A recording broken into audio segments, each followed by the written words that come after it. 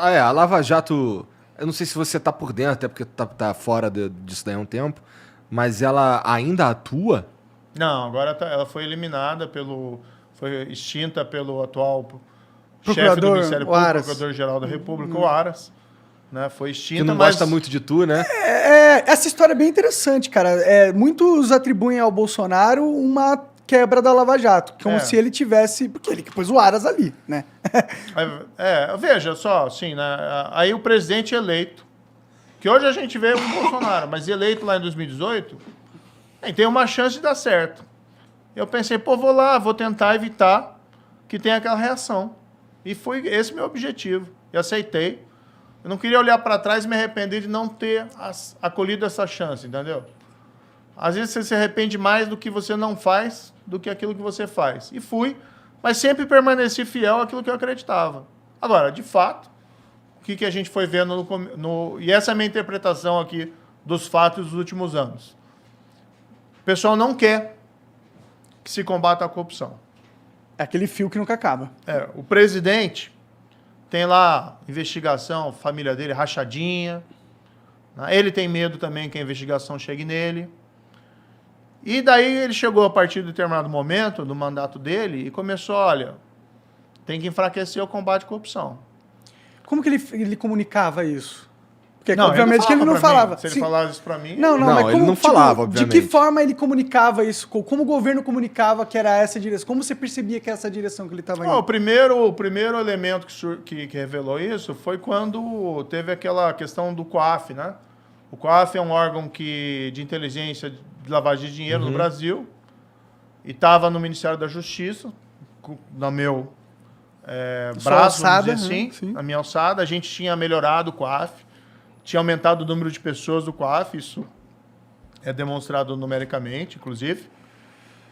E teve um movimento para tirar o COAF do Ministério da Justiça e colocar lá no Ministério da Economia. Ou seja, o COAF não podia ficar comigo. O que não faz nenhum sentido ficar na economia. Você vai dar para a polícia para os caras que tomam conta do dinheiro? Não fazia nenhum sentido tirar de mim, porque o pessoal tinha medo.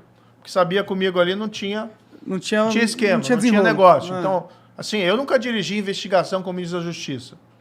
O ministro da Justiça não é o super tira, mas ele dá estrutura e tem que dar independência para o pessoal fazer o trabalho deles. Isso eu fazia. Então, o primeiro sinal foi esse. O governo trabalhou para que o COAF fosse de volta, fosse lá para o Ministério da Economia. Tá? Depois teve uma decisão do Supremo que beneficiou lá o filho do presidente, parou uma investigação, foi uma liminar de um dos ministros. O governo também não queria que a gente... O problema é que essa liminar ela parava todas as investigações de lavagem de dinheiro no país. Né? Parava tudo.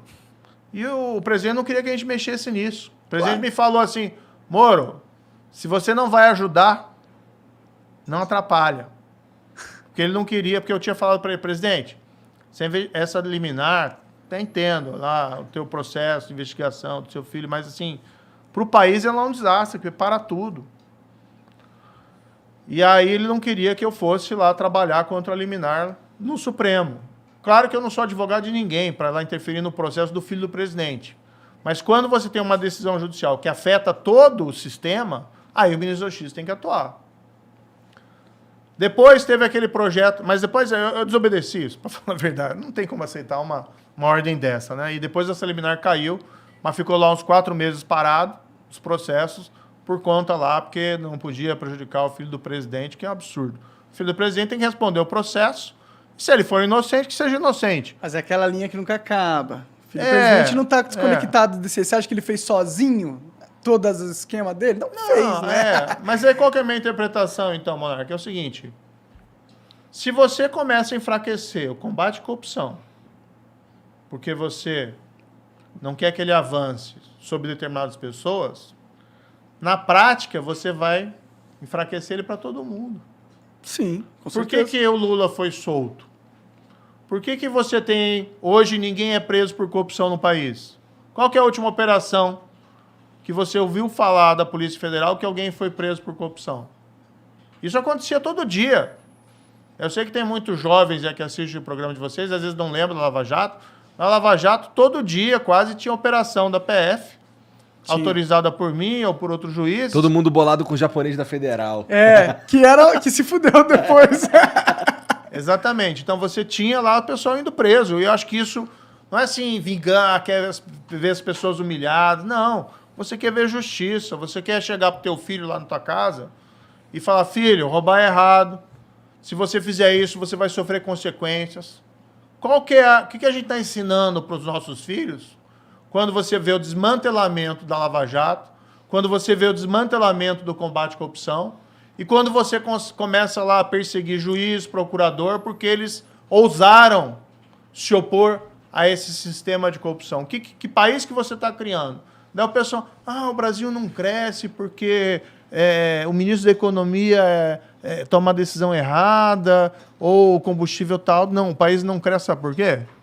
Porque a gente não aprendeu que instituições, democracia, lei tem que estar acima de todo mundo. Ou seja, você precisa dar um passo civilizatório.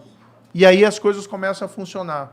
Você começa a gerar confiança, você começa a ter a máquina se mexendo. As pessoas sabem que, por exemplo, se fizer alguma coisa errada, você vai ter as consequências. E aí você para de enganar os outros. Tanto você começa a confiar mais nas pessoas. Isso diminui o custo das transações. Vou colocar um exemplo aqui que eu acho bem legal. Eu fui morar nos Estados Unidos. Nos Estados Unidos, aluguei uma casa. Tá? Estava morando ali nos arredores de Washington, na capital.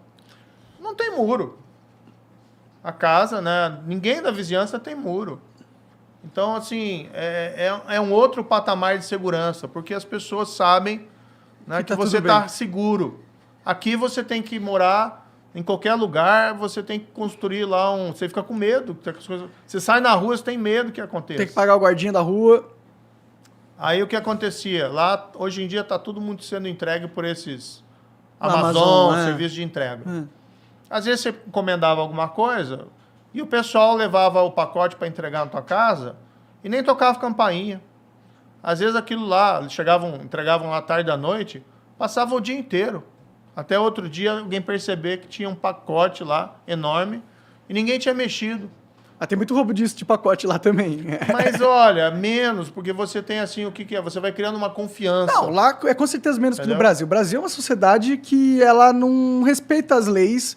É porque as leis também não respeitam a sociedade, tá ligado? A gente tem tanta lei injusta, tanta lei que atrasa todo o sistema, entendeu? Tipo, as nossas leis tributárias, elas são totalmente burras.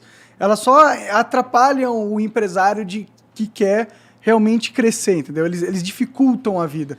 E aí a gente acaba meio que falando, mano, se o sistema tá todo contra mim, ele tem regras burras, tudo é feito para tirar meu dinheiro e me fuder. Por que eu vou obedecer às regras do sistema? Mas aí eu vou te explicar o que acontece, né? Na minha opinião. Por isso que a gente também não vai para frente. E esse nosso projeto, lei tem que ser para todo mundo. Então você tem um sistema de imposto que prejudica o empresário. Prejudica o trabalhador. A gente fica falando assim, por que não tem emprego, né? Vai contratar alguém com carteira... Se o empresário tá fudido, não vai empregar ninguém. Né? Mas assim, vai contratar alguém com carteira assinada e você vê o quanto imposto tem que pagar, né? Parte vai para o trabalhador e parte... Você tem um gasto muito grande adicional, porque você quer fazer a coisa certa, você tem um imposto, mas tem que pagar enormemente. Sim. Tá? Mas aí sim, você tem um sistema de imposto que prejudica o empresário e o trabalhador. Tá? Diminui a produtividade da nossa economia. Tá? Impacta. Aí o que acontece? Bem, quando você tem os amigos certos, tá? Você consegue lá no Congresso, lobby, no presidente, lobby, você consegue uma exceção à regra. Todo mundo paga o imposto assim. Não. Mas tem os amigos do rei. Mas o amigo do rei paga menos porque ele está num regime de exceção. Ou o que acontece é, o cara não paga, tá? Aí você tem alguns que sofrem a consequência por não pagarem quando são descobertos, e outros que são amigos do rei e nunca sofrem nada. Então o que a gente precisa no país, eu concordo com você, a gente precisa de boas leis. Tem leis injustas, tá? Mas a gente precisa parar de criar essa história do jeitinho, entendeu?